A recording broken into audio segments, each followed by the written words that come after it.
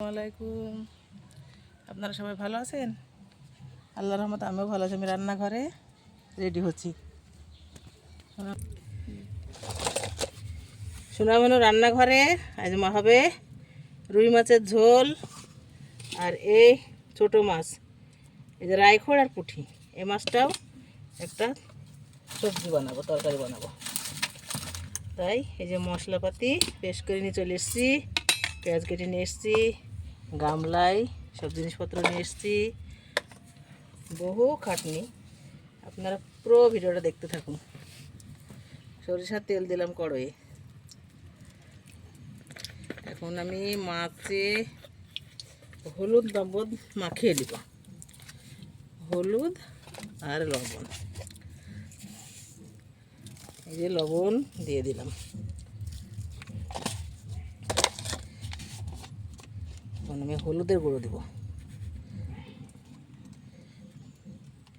সুন্দর করে মাখিয়ে নেব, এভাবে মাখিয়ে নেব। এক এক করে তেলটা সুন্দর করে গরম করে নিয়ে ছেড়ে দেবো, তেলে ভেজে নেব। কড়াইয়ে তেল দিয়ে দিয়েছি, এবার মাছগুলো দেব। বিসমিল্লাহ।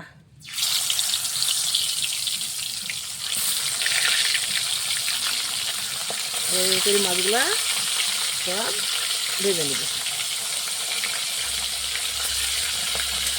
তেলে সব দিয়ে দিলাম। এটা টকবক করে ফুটছে। তেল না গরম হলে মাছ ভাজা হয় না, মাছ ভেঙে যায়। সেই জন্য সুন্দর করে তেল গরম করে নিতে হয়। আমার তো গরম হয়, মাছগুলো সুন্দর করে ভাজা হয়ে গেছে। আমি এক করে সব তুলে নেব। এই যে তুলে নিচ্ছি।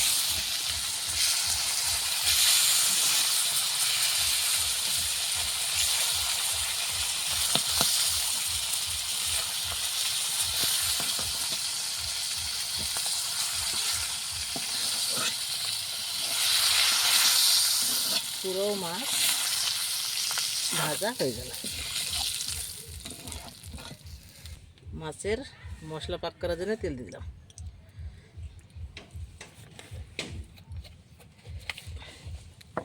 এখন আমি এই মশলা পেস্ট করে নিয়েছি। ওতে আছে জিরি, সর্ষে বাটা, রসুন বাটা, পেঁয়াজ বাটা, শুকনো মরিচ, হলুদের গুঁড়ো দিলাম আর স্বাদ মতো লবণ দিব। এখন আমি তেলের পরে মশলাটা তুলে দেব।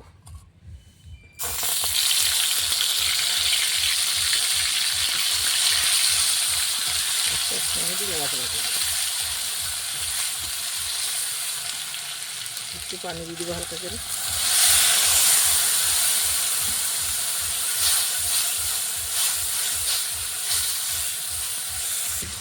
মশলাটা সুন্দর করে কষানো হয়ে গেছে, তো উপরে তেল ভাসছে। মাছগুলো আমি ঢেলে দেবো মশলা দিয়ে, নাড়াচাড়া করবো।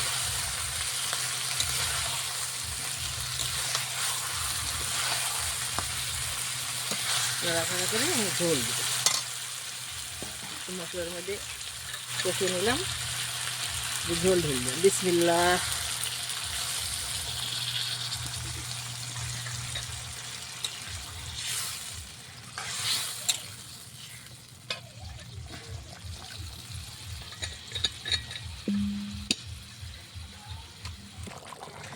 এই যে আমি মাছটা ঝোলে দিয়েছিলাম, সুন্দরভাবে থকথকে ফুটে ঝোলটা মরে সুন্দর হয়ে গেছে। এখন আমি মাছটা একটু লাড়া করে ঢেলে নেব।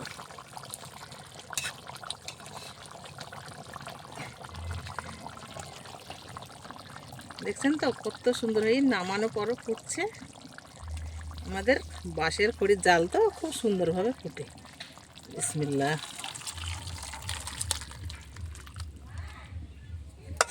মাছ ঢালা না হয়ে গেল। এখন আমি আখায় কড়াই দিলাম।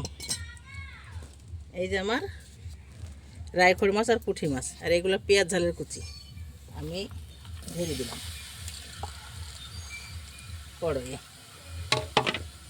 আর এগুলো আমি মশলা পেস্ট করে রেখেছি, মশলাটা দিয়ে দিলাম। স্বাদ মতো লবণ দিলাম, আর হলুদের গুঁড়ো, আর সরিষার তেল।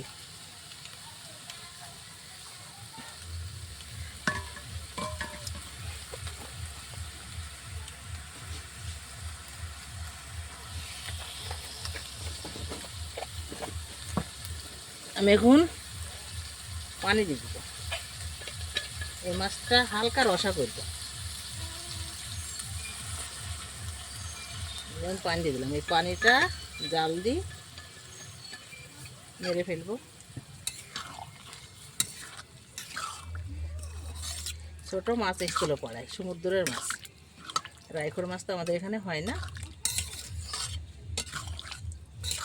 কাঁচা ঝাল কাটা, পেঁয়াজ কাটা, আর জিরে মশলা পেস্ট করা, এগুলো দিয়ে এই মাছটা তৈরি হবে।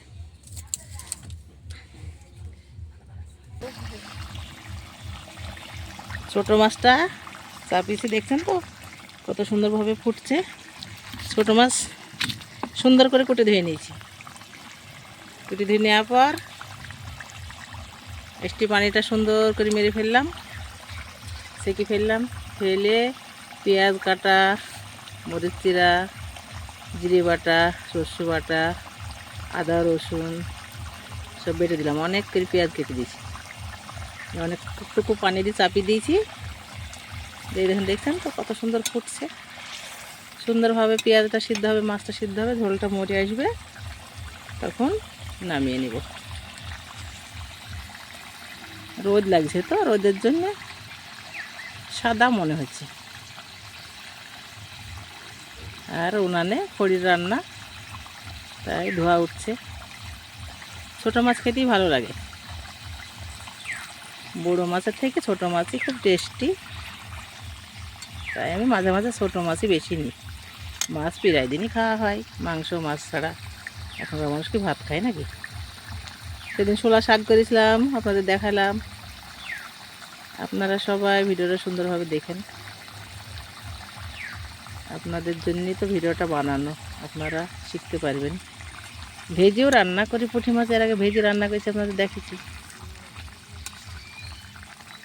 আজ রান্না করছি কাঁচা মাছ, ঘুষি চাপিয়ে দিয়েছি, সব কিছু দিয়ে চাপিয়ে দিয়েছি, চাপিয়ে দিয়ে রান্না হচ্ছে।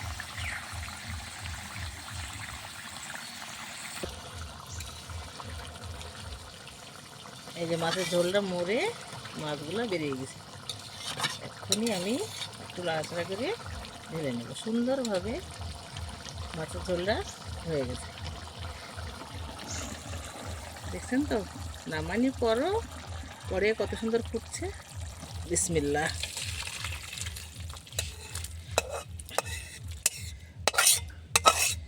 মাছগুলো আমি সুন্দর করে ঢেলে নিলাম। এখন আমি একটু জিরে ভাজা দিব।